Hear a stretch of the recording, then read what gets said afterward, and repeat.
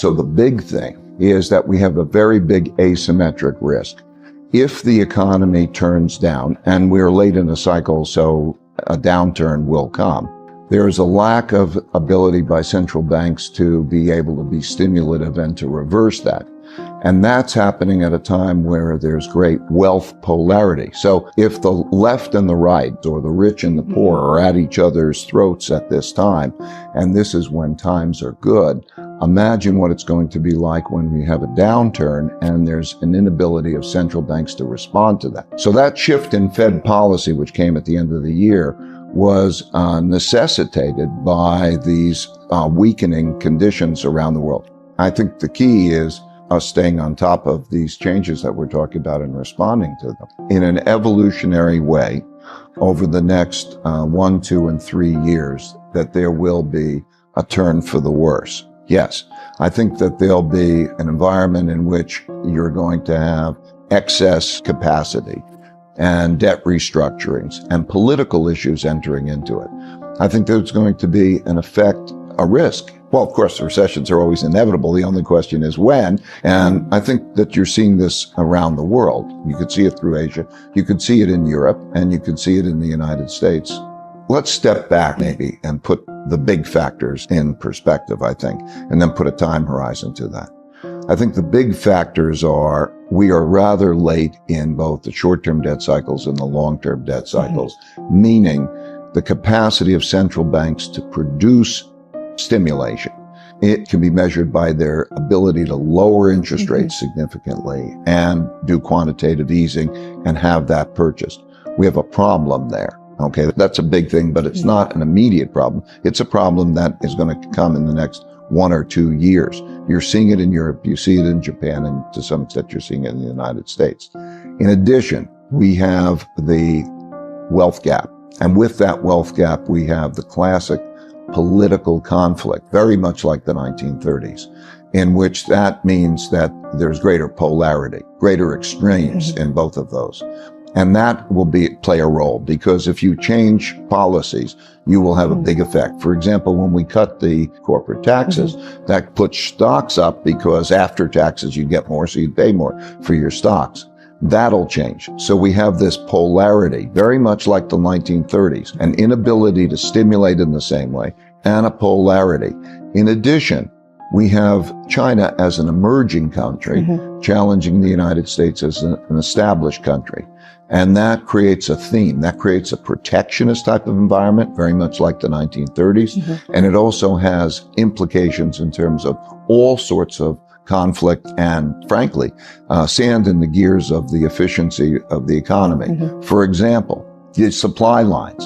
In other words, we built an economy in which there was interdependency and efficiency coming from supply lines working in a certain way. Now, as we enter this environment of conflict, there needs to be, for personal security, for the security of the countries, there is a move toward independence. The United States says, I don't want your technologies.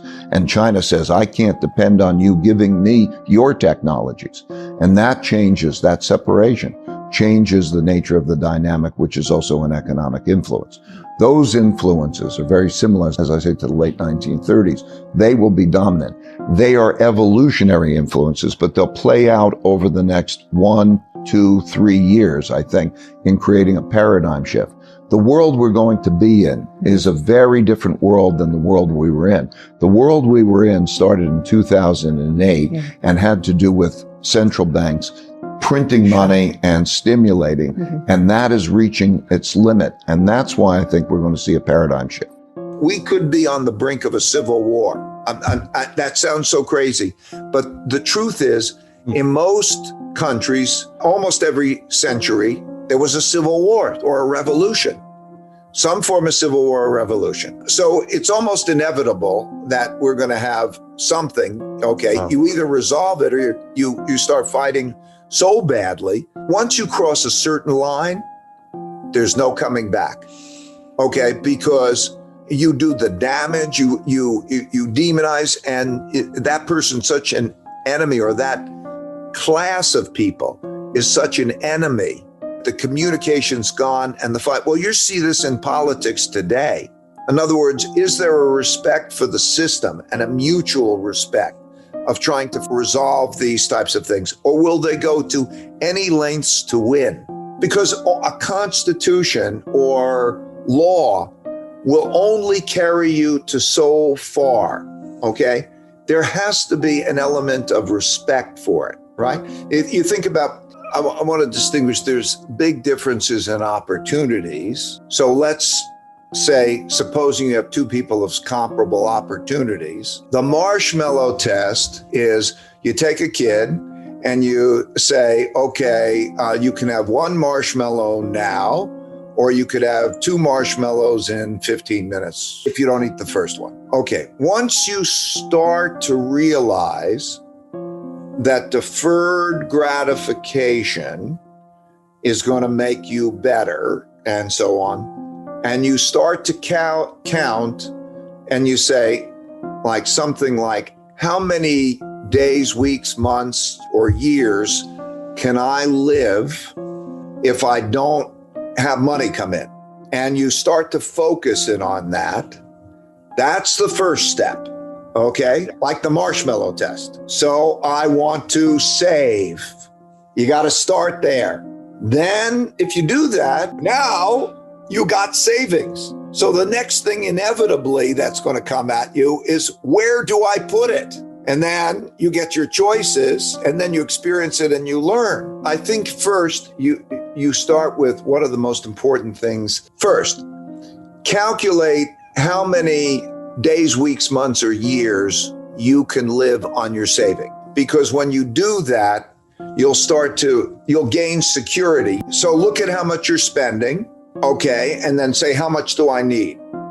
And whatever that number is, you're going to need more than that, because it may go down rather than go up. So, okay, now do I have a year's spending? I think you start there.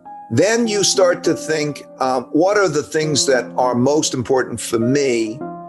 And then you start with your business or your residence that have a symbiotic relationship and that you know well.